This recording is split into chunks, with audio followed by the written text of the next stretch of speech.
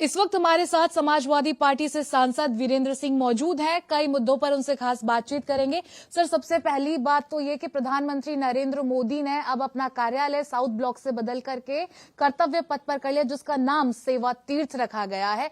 कैसे इसे देखते हैं? और क्योंकि पीएम मोदी ने भी कहा है कि अब जनता की सेवा वो वहीं से करेंगे। देखिए, तीर्थ का मतलब तो मैं समझता था कि आम लोगों के लिए पहुंच का जगह, लेकिन जो सेवा तीर्थ ऑफिस है प्रधानमंत्री का, उसमें सांसदों को भी अनुमति नहीं है जाने की। तो नाम और कर्म दोनों में बहुत अंतर है। बांग्लादेश में नई सरकार बन गई है बीएनपी की, लेकिन हिंदुओं पर अत्याचार अभी भी नहीं रुक रहा है। ये हमारे देश की कमजोरी है। हमारे जो विदेश नीति है उसका कमजोर होना है। जिस बांग्लादेश को हम लोगों ने पाकिस्तान से अलग करके एक अलग राज्य का दर्जा दिया, आज वहीं पर हमारे हिंदुओं को प्रताड़ित किया जा रहा है, उनको मारा जा रहा है। इससे बड़ी चिंता की बात कुछ नहीं हो सकती।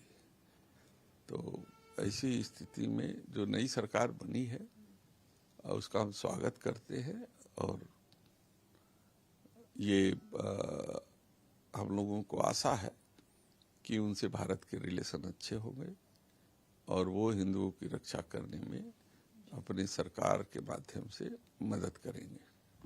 उत्तर प्रदेश विधानसभा में सीएम योगी आदित्यनाथ ने बोला है कि विपक्ष ने मातृशक्ति का अपमान किया है, और साथ ही निशाना समाजवादी पार्टी पर साधते हुए कहा है कि समाजवादी पार्टी की वजह से उत्तर प्रदेश की छवि खराब हुई है। और साथ में ये भी बोला है कि धूल चेहरे पर जमी थी लेकिन आईना साफ कर रहे थे। देखिए, हमारे माननीय मुख्यमंत्री जी का निशाना ये है कि मातृशक्ति की तरफ इशारा करके वो देश के प्रधानमंत्री की तरफ इशारा कर रहे हैं, जिन्होंने बच्चियों का शोषण इस टिफिन फाइल के माध्यम से प्रकाश में आया है जिनका।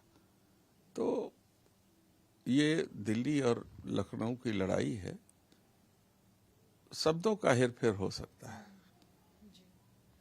कल अखिलेश यादव कई सारे पूर्व विधायकों को समाजवादी पार्टी ज्वाइन करवाएंगे, जिसमें एक का नाम है नसीमुद्दीन सिद्दीकी, जिन्होंने हाल ही में कांग्रेस से इस्तीफा भी दिया है। तो चुनावी बिगुल बच चुका है उत्तर प्रदेश विधानसभा चुनाव। देखिए, चुनाव तो हम लगातार लड़ते हैं। हमारे लिए नेताजी ने जो हमें सिखाया है कि चुनाव एक दिन का नहीं होता है, चुनाव रोज का होता है। तो जिस दिन हम चुनाव जीतते हैं, जिस दिन चुनाव हारते हैं, उसके नेक्स्ट डे से हम चुनावी मोड में आ जाते हैं।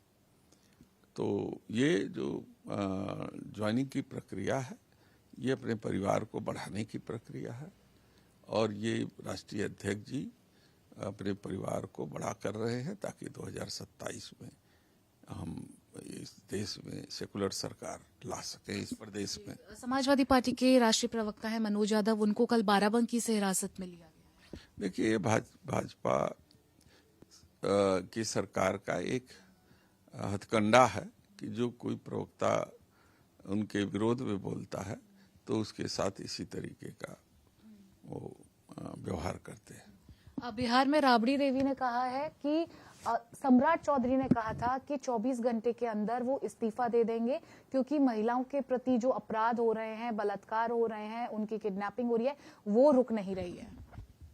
अब सम्राट चौधरी की आत्मा जागी होगी, तो देखते हैं आगे क्या होता है। तमाम बातचीत करने के लिए बहुत शुक्रिया। कैमरामैन दीपक के साथ समीक्षा चौधरी, हिंदी खबर, दिल्ली।